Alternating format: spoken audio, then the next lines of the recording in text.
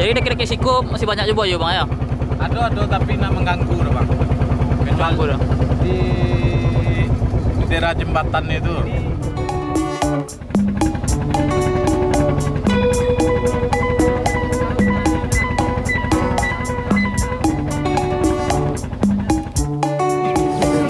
Antusiasnya pemuda tadi luar biasa karena mereka banyak bertanya dan penasaran tentang penyu. Kenapa sih harus penyu? Apa sih?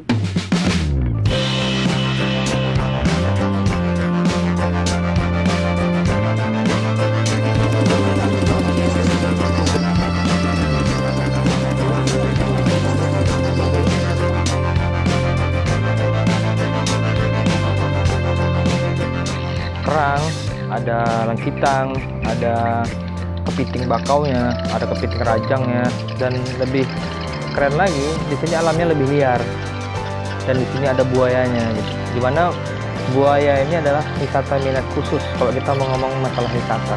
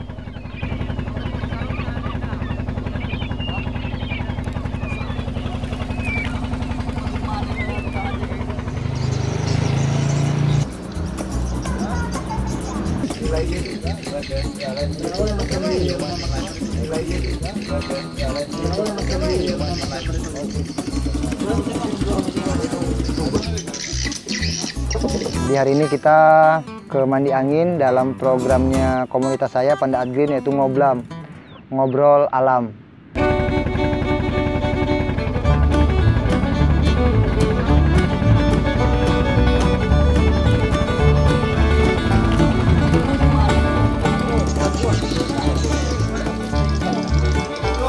Kapasia ya.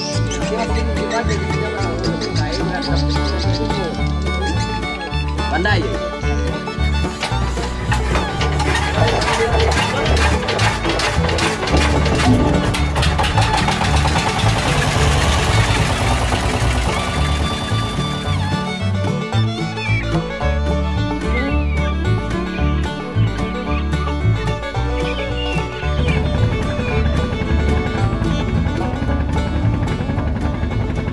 KM apa? KM Biduan. KM Biduan. Iya. Kalau kamar-kamar apa iya kok? Ke daerah Katipu bang. Air Bangis. Mencila buah. Iya. Apa kelebihannya KM Biduan kok? Kelebihannya jaringan cie no. Jaring putih ya. Itu ya. Iya.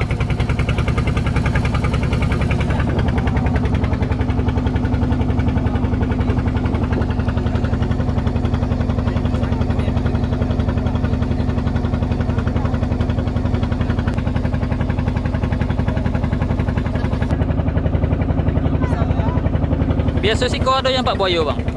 Aduh bang, semalam ada orang mencari apa di situ. Lagi-lagi sih kok? Di sini kok? Ya mencari penyu kan. Ah. Nampaklah apa tuh. Bang. Bayo.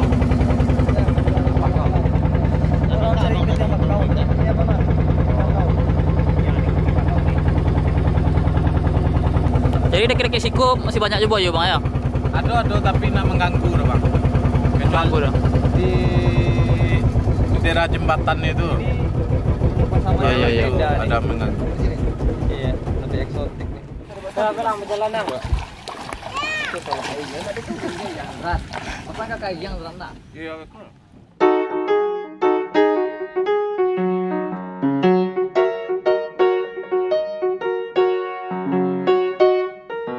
Hari ini kita berbagi ilmu, pengalaman sih sebenarnya, bukan ilmu. Saya sempat terpilih sebagai pemuda pelopor 2019 bidang sumber daya alam dan pariwisata. Dengan konsen itu konservasi penyu, rehabilitasi hutan, dan juga ekowisata, wisata berbasis eksperiensial. Nah, hari ini kita sharing-sharing bersama pemuda Mandi Angin, bersama jorongnya yang milenial juga, Bang Pedi, tentang gimana sih ngembangin kampung. Kita mulai dari mengenali potensi-potensi yang ada di Mandi Angin dengan wildlife-nya luar biasa. Tadi kita dengar ada buaya, ada burung, dan lain-lain. Nah, yang ditambah lagi pantai.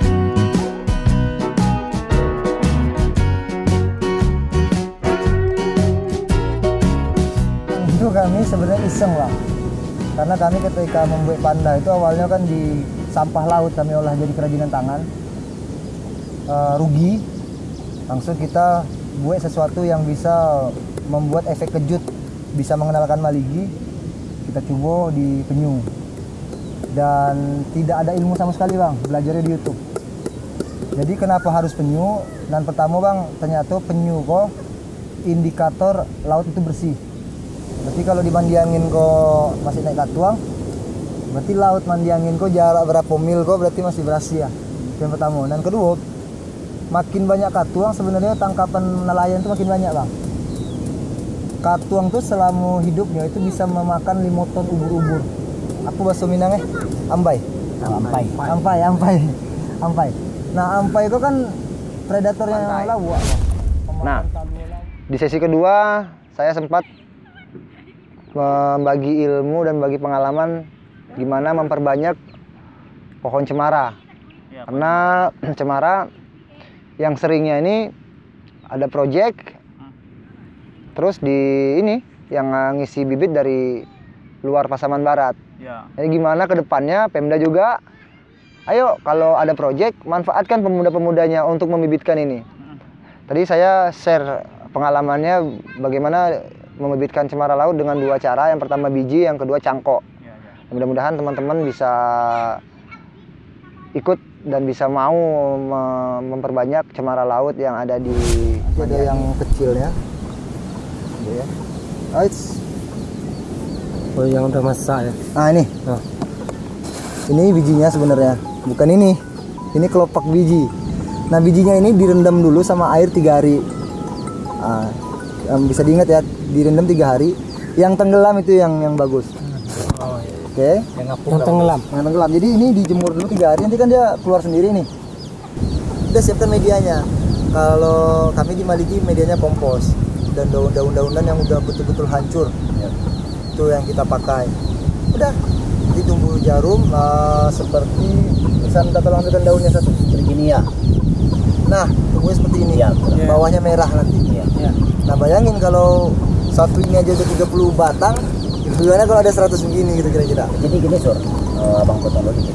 Cara ngeluarin Ini kan kita ambil dari batang. Ya. Yang mudanya kah atau yang Yang kuning tua? seperti yang ini. Udah jatuh atau gimana? Kalau kita di Maligi kemarin yang di atas hari. Yang di atas ya. Di atas. Tapi yang kuning Yang ya. kuning. Nah, itu kan. Tapi sebisa mungkin Bang yang cemara lautnya. Iya betul. Karena cemara Yang laut asli, yang asli kita karena Pasaman kita Barat. cemara laut kita banyak sini. Bedanya gini, cemara laut sama cemara udang. Cemara udang yang ini nih, Iya betul. dia fokus ninggiin batang nih. Iya. Sementara cemara laut yang Mandi Angin punya, Maligi punya, Pasaman Barat punya, ketika baru tumbuh, Abang perhatikan nih, Iya. baru tumbuh 30 cm, dia pasti panjang ini nih dahannya. Iya. Alami aja, kalau nggak bawang merah lidah buaya. Dan gitu, medianya juga kompos. Ini 1 bulan. Ini kemarin tadi kita bawa 3, 2 kita tinggal di kantor Nagari yang sebesar ini. Karena ke Mandi Angin jauh kita bawa yang kecilnya aja.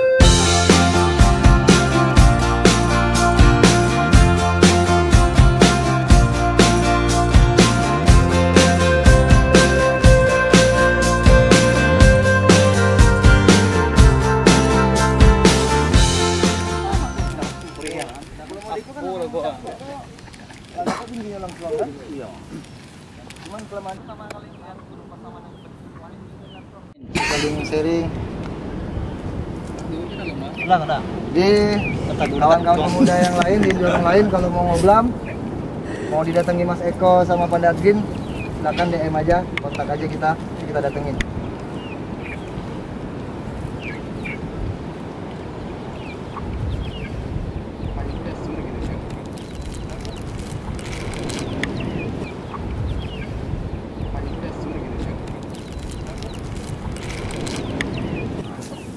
Terfollow bang ini bang. Oke, ya, Instagram. Wah, saya Instagram malah nggak begitu. Lebih milenial apa? Antusiasnya pemuda tadi luar biasa karena mereka banyak bertanya dan penasaran tentang penyu. Kenapa sih harus penyu? Apa sih manfaatnya penyu? Tadi kita Karena di Maligi sekarang lagi hot-hotnya nih. lagi hot-hotnya. Padahal konservasi itu sangat berat. Tadi kita sempat di-share konservasi itu sangat berat, tapi jika mereka serius, ya semuanya yang kita, karena gini, pasti yang satu frekuensi akan bertemu lah. Kita ekspedisi Sudut Nagari, mungkin Mas Eko dan yang lain-lain akan support Mandi Angin karena Mandi Angin punya potensi yang luar biasa. Ya harapan saya setiap kejorongan, setiap hal-hal ya, hal-hal yang ada di daerahnya itu ya ayo diangkat sama-sama untuk menjadi sumber income. Karena ini yang tersisa.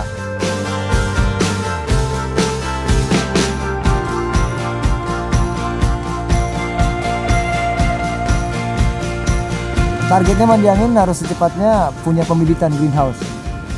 Yang dikelola oleh pemuda sendiri. Dikelola pemuda. Saya tadi udah berjanji saya yang akan bantu menjualkannya bisa jadi gitu. Itu yang kedua, mereka berjanji akan segera mengkonservasi penyu. Ya, itu jadinya. Dan mudah-mudahan ya teman-teman di pemuda yang lain kalau memang nggak punya penyu, misalnya tinggal di Talamau atau tinggal di Gunung Tule, ada yang lain yang bisa diangkat, yang berpotensi, yakin. Sedangkan yang tidak ada aja mereka adakan kadang-kadang untuk membuat buatan.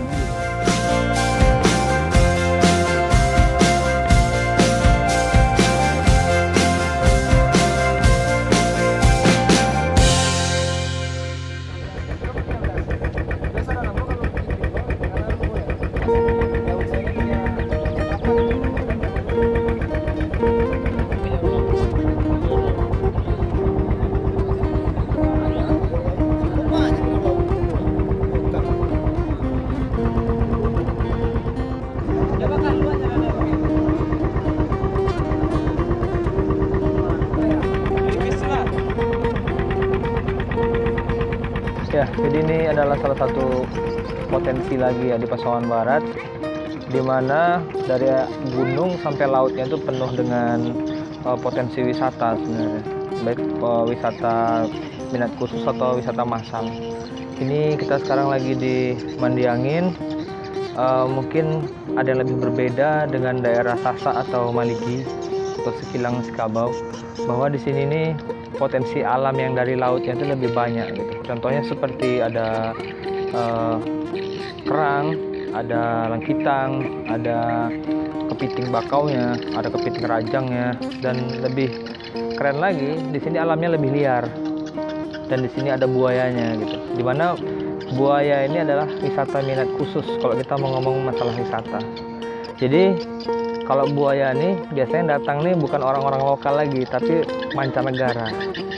Nah, apalagi di sini kita dilalui oleh gas khatulistiwa. Setiap binatang apapun yang ada di daerah ini, daerah khatulistiwa nih, bisa kita tambahkan namanya.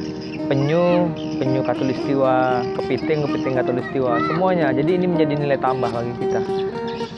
Semoga ini bisa terkelola dengan baik dan menjadi salah satu aset daerah kita dan menjadi masukan untuk daerah kita, baik lokal ataupun mancanegara.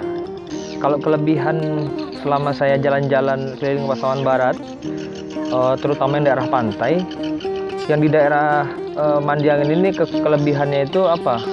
Lebih liar di alamnya, masih lebih alami gitu. Meskipun sudah ada kebun-kebun masyarakat juga, tapi alam yang arah ke sana juga masih sangat liar gitu. Itu dibuktikan dengan masih adanya buaya, masih adanya kancil, masih adanya kijang, masih adanya berbagai macam burung-burung liarnya. Kemudian ada buayanya. Apalagi kita tahu kan, kalau misalnya masih ada penyu yang naik ke atas, itu berarti alamnya masih bersih. Berarti di sini masih terjaga gitu. Kita bisa lihat kan, di daerah sini aja yang ada kapal-kapal nih, kan nggak begitu banyak sampahnya. Kalau saya ini mengatakan bisa dibilang nggak ada sih sampahnya, meskipun ada tumpukan-tumpukannya tapi nggak begitu banyak. Kemudian di sini masyarakatnya tuh ngumpul satu tempat aja gitu. Jadi saya rasa kalau untuk berkolaborasi lebih gampang lah dari tempat lain. Nah ini kita lihat di sebelah kita aja, bakaunya aja masih terjaga nih kan. Bakau ini kan menjadi salah satu tempat untuk berlindung ikan, bertelur ikan, untuk ikan-ikan mengembang biak lah. Tadi aja kita lihat di sini masih ada orang-orang cari kerang kan. Padahal di sini tiap hari orang cari kerang, tiap hari gitu. Tapi nggak habis-habis kan, masih ada terus. Ini membuktikan di sini masih terjaga gitu. Ya berbeda lah dengan di gunung. Kalau gunung tuh kolerasinya berbeda antara gunung dengan pantai. Tapi kalau sepanjang ini pantai yang masih liar ya di sini.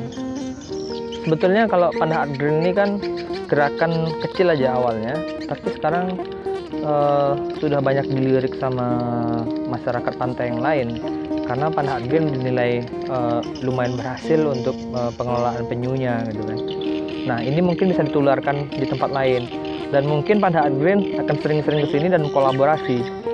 Tadi kan sama-sama kita lihat tadi kan kita mau kolaborasi apa yang bisa dikembangkan di Maligi, apa yang bisa dikembangkan di sini dan kita sama-sama untuk mengelolanya gitu, saling kerjasama lah apa yang bisa dilakukan di sana dan apa yang bisa dilakukan di sini. Satu hal sih yang bikin dilema untuk kita sekarang sering mengatakan bahwa tempat-tempat wisata yang bagus itu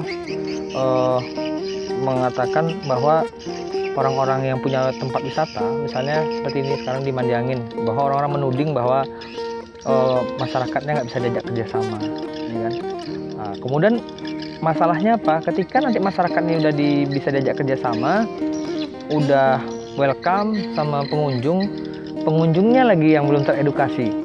Lihat di beberapa tempat, ada tempat wisata sudah welcome orang setempatnya, tapi masyarakat yang datang sana, pengunjung yang datang sana tidak bisa menjaga sampahnya, nggak bisa menjaga perilakunya, tidak bisa menjaga keadaan di sana, sehingga jadi masalah baru gitu. Maka perlulah edukasi terhadap orang yang berada di tempat wisata, dan ada juga edukasi terhadap orang yang datang berwisata. Bagi kita yang ingin berwisata, maka kita harus jaga alam, maka alam akan jaga kita.